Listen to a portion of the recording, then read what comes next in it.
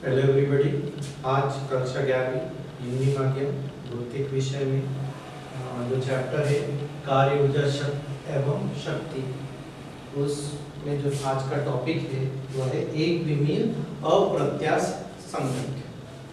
तो पिछली क्लास में हमने प्रत्यास्थ संगठन के बारे में पढ़ा, ठीक है। तो जैसे कि हमको मालूम है कि प्रत्यास्थ संगठन में संवेग और गतिज ऊर्जा निकाय के संरक्षित है, लेकिन जो अप्रत्यास्थ संगठन है उसमें निकाय के जो संवेग तो संरक्षित रहता है लेकिन गतिज ऊर्जा संरक्षित नहीं रहती।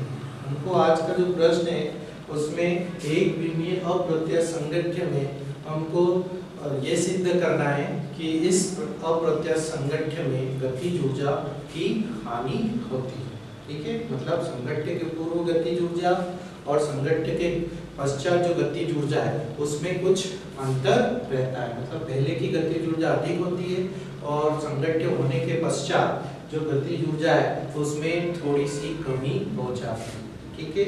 तो ये आज का हमारा प्रश्न है। तो यहाँ पर हम जैसा कि हम देख सकते हैं कि दो पिंड है, M1 और M2 द्रव्यमान के दो पिंड हैं जिनका प्रारंभिक वेग U1 और U2 है। ये एक ही दिशा में गति कर रहा है, ठीक है।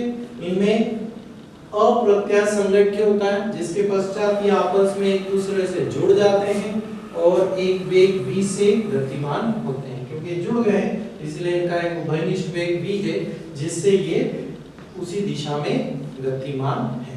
तो हमको ये सिद्ध करना है कि इन जो ये दो कण निकाय है इसका संवेग, इस निकाय का संवेग नहीं, इसकी गतिज ऊर्जा में कुछ परिवर्तन होता है, ये हमको सिद्ध करना है, ठीक है। तो संवेग हम जैसे कि हमको मालूम है कि संवेग संरक्षण नियम के अनुसार निकाय का जो प्रारंभिक संवेग है और जो अंतिम संवेग है वह क्या होगा, बराबर होगा, ठीक है। तो जैसे कि हमको मालूम है कि संवेग कैसे निकालते हैं, संवेग का जो सूत्र है द्रव्यमान गुणित वेग। तो जो पहला हम सबसे सर्वप्रथम हमको क्या करना है, संगठन के पूर्व प्रारंभिक संवेग क्या है, संगठन के पूर्व जो संवेग है उसको प्रारंभिक संवेग बोलते हैं। तो द्रव्यमान M1 है और वेग U1 है, ठीक है। तो इस कण का जो पहला कण है उसका संवेग हो जाएगा M1 U1। उसी प्रकार से ये जो द्वितीय कण है उसका संवेग हो जाएगा M2 U2। और अगर इनको जोड़ देंगे तो ये संगठन के पूर्व इस निकाय का संवेग हो जाएगा जिसे हम प्रारंभिक संवेग कह रहे हैं। अब संगठन के पश्चात अब ये दोनों पिंड तो जुड़ गए हैं तो इनका जो वेग हो जाएगा, अब इनका जो वेग है वो तो v है, कॉमन वेग है, उभयनिष्ठ वेग है, और जो द्रव्यमान है वो हो जाएगा M1 प्लस M2। अब ये एक ही पिंड हो गया है तो अंतिम संवेग में हो जाएगा M1 प्लस M2, ये है द्रव्यमान गुणित जो वेग है वो v। तो दोनों को बराबर रख देते हैं तो प्रारंभिक संवेग बराबर अंतिम संवेग। इससे हम v का मान निकाल लेते हैं, M1 U1 plus M2 U2 upon M1 plus M2 बराबर v। ये उभयनिष्ठ वेग हो गया दोनों निकाय का। कब, संगठन के बाद। हमको गतिज ऊर्जा के बारे में बताना है कि गतिज ऊर्जा में या ऊर्जा में हानि होती है गतिज ऊर्जा की। तो संवेग में इसमें यहाँ पर हमको संगठन के पहले, जो संगठन के पहले गतिज ऊर्जा हमको ज्ञात करनी है। तो संगठन की पूर्व गतिज ऊर्जा अगर हम केवल मानते हैं तो पहले जो वस्तु है या पिंड है उसका गतिज ऊर्जा हाफ M1 U1 स्क्वायर। उसी प्रकार जो दूसरा पिंड है उसका हाफ 1/2 M2 U2 स्क्वायर है और उन दोनों को जोड़ देते हैं तो पूरे निकाय की गतिज ऊर्जा आ जाएगी संगठन के पहले। अब संगठन के पश्चात 1/2 द्रव्यमान कितना है पिंड का, M1 प्लस M2, और वेग कितना है v, उसका स्क्वायर। ओके, तो ये हमको प्राप्त हो गया है गतिज ऊर्जा। अब इसमें v का मान रख देते हैं, तो v का मान रखने पर, ये v का मान रखने पर हमको जो ये गतिज ऊर्जा मान मिल रही है इसको सपोज k2 मान लेते हैं। तो k2 बराबर 1/2 m1 प्लस m2। अब यहाँ पर हमको v का मान रखना है जो कि हमने पहले ज्ञात कर चुके हम m1 u1, यह है m1 u1 plus m2 u2 बटे m1 प्लस m2। ओके, बराबर अब यहाँ पर 1/2 m1 प्लस m2 यहाँ पर हो जाएगा m1 u1 m2 u2 उसका होल स्क्वायर, नीचे भी होल स्क्वायर हो जाएगा, दोनों में स्क्वायर लगा लेते हैं। और ये एक m1 प्लस m2, एक m1 प्लस m2 यहाँ पर कट जाएंगे, तो उनको जो मिलेगा वो आएगा k2 बराबर m1 u1 plus m2 u2 का होल स्क्वायर, यहाँ से 1/2 साथ में m1 प्लस m2। ओके, तो ये क्या आ गया, k2 आ गया। k1 निकाल लिया है, k2 निकाल लिया है। k1 क्या है, संगठ्य के पूर्व गतिज ऊर्जा। k2 क्या है, संगठ्य के बाद गतिज ऊर्जा। अब हम गतिज ऊर्जा में अंतर निकालेंगे। हम ये जो गतिज ऊर्जा है उसमें हम अंतर निकालेंगे। तो जो गतिज ऊर्जा में अंतर है डेल्टा के बराबर k1 माइनस k2। ठीक है, ये जो गतिज ऊर्जा में जो डिफरेंस है वो हम ज्ञात करेंगे। ठीक है, और अगर ये k1 माइनस k2 का मान, k1 क्या है, संगठ्य के पूर्व गतिज ऊर्जा, k2 क्या है, संगठ्य के पश्चात गतिज ऊर्जा। अगर ये k1 और k2 का जो मान है अगर धनात्मक आ जाता है, मतलब डेल्टा के धनात्मक होगा, मतलब ऊर्जा की हानि होगी।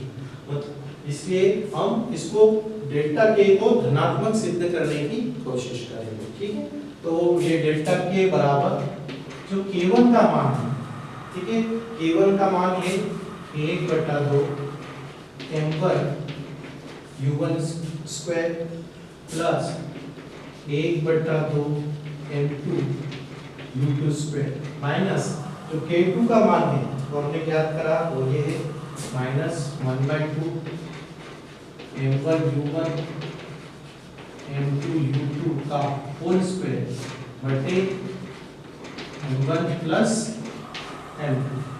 ठीक है, अब हम इसको सॉल्व करेंगे। ठीक है, हमको इसको सॉल्व करना है पूरा। ये k1 का मान है, ठीक है, k1 मतलब संगठ्य के पूर्व गतिज ऊर्जा। ठीक है, निकाय की गतिज ऊर्जा संगठ्य के पूर्व हमने ज्ञात कर ली थी, यहाँ देख सकते हैं। और माइनस k2 क्या है, संगठ्य के पश्चात। ठीक है, संगठ्य के पश्चात जो गतिज ऊर्जा निकाली थी वो ये थी। ठीक है, अब इसको हमको सॉल्व करना है। अब हम इसको सॉल्व करेंगे। ओके, ये सॉल्व करने पर कितना आना चाहिए, डेल्टा के का मान धनात्मक आना चाहिए।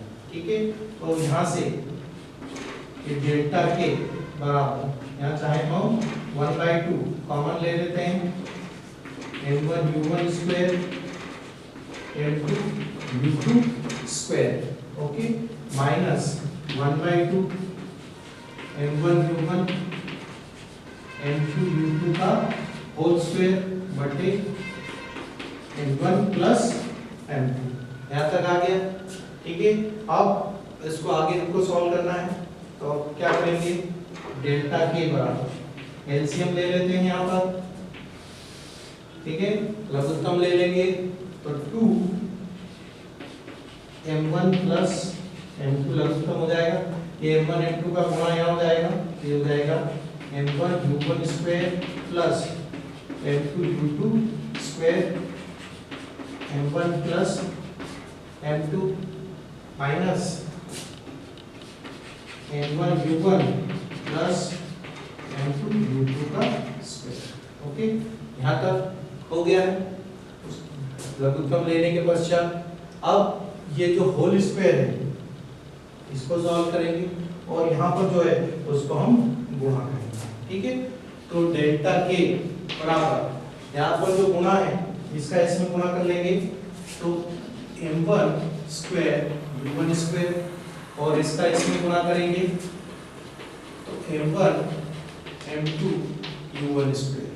अब ये m2 u2 स्क्वायर का इसमें गुणा करेंगे तो ये हो जाएगा m1 m2 u2 स्क्वायर और उसका m2 में करेंगे तो हो जाएगा m2 square u2 square minus इस होल स्क्वायर को सॉल्व करेंगे। ठीक है, इस होल स्क्वायर को सॉल्व करेंगे तो a प्लस बी का होल स्क्वायर हो जाएगा, a प्लस बी का होल स्क्वायर हो जाएगा और साथ में माइनस है तो माइनस से ब्रैकेट खोल देंगे। ठीक है, तो ये हो जाएगा माइनस का m1 square u1 square minus का 2m1 m2 u1 u2 minus m2 square u2 square. Okay, ये होल स्क्वायर सॉल्व कर लिया और साथ में ब्रैकेट भी ओपन कर दिया हमने। अब यहाँ से देख सकते हैं प्लस का, माइनस का, प्लस का और माइनस का, और यहाँ पर ये जो m1 into u1 m1 into u2 square इसमें से हम m1 m2 कॉमन ले लेते हैं तो m1 m2 कॉमन भी ले लिया u1 square plus u2 square minus 2u1 u2 बटे 2 m1 प्लस m2 आ गया। अब ये आ गया डेल्टा के बराबर m1 m2 u1 minus u2 का स्क्वायर 2 m1 प्लस m2। यहाँ पर हम जानते हैं कि जो u1 माइनस u2 का स्क्वायर है वो क्या है, धनात्मक होगा। ठीक है, क्यों धनात्मक है, क्योंकि ये u1 minus u2 whole square है और होल स्क्वायर का मान या तो 0 हो सकता है अगर u1